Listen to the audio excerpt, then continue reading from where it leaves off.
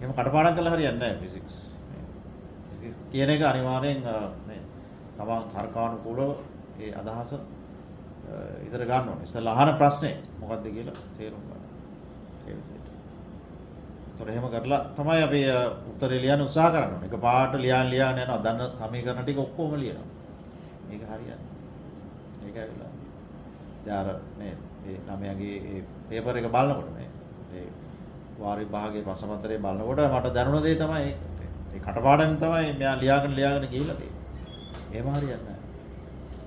කටපාඩමින් භෞතික විද්‍යාව උත්තර ලියනවා කියන්නේ ඉතා බහනක්. අති බහනක්. එහෙම අපි ඒ ටූල්ස් ටික ගන්න ඕනේ. F = ma, V = u + at, මේ F = d times m1 m2 over r squared. ඒ මේ ටූල්ස් ටික ඉගෙන ගන්න ඕනේ. slowly but surely ඒ ටික ඉගෙන ගන්න.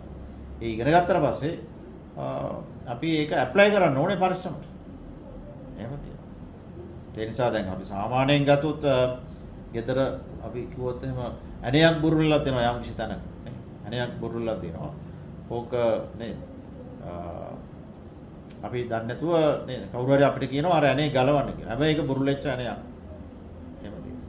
කරනවානේ. ඒතර අපි රටවටේ දුවලා හරියන්නේ නැහනේ සිෆ්ටර් එකක් හොයන්න. ඒ වගේ ස්ක්‍රූ ඩ්‍රයිවර් එකක් හොයන්න රටවටේ දුවලා හරියන්නේ නැහැ.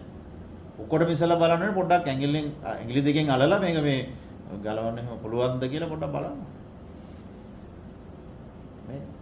එහෙම බැරුණොත් තමයි ටූල් එක පාවිච්චි කරන්නේ. එහෙම නැතුව අරක දැක්ක ගමන් ගලවන්න කියපු ගමන් දුවනවා. සමහර ළමයි උත්තර ලියන්නෙත් ඔන්න ඔහොම තමයි.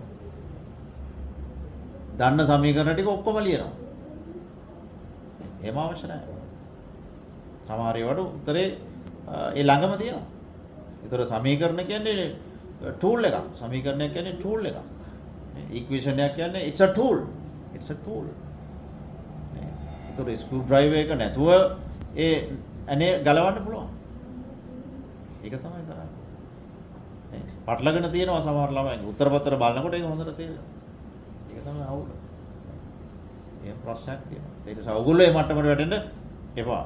නේ ඔයගොල්ලෝ තාම ස්ටාර්ට් එකේ ඉන්නේ. ඒ නිසා මේ කියන දේවල් පරිස්සමට කරගෙන යන්න අපි ගැන විශ්වාසය තියලා ඒකයි කරන්න ඕනේ වැඩි.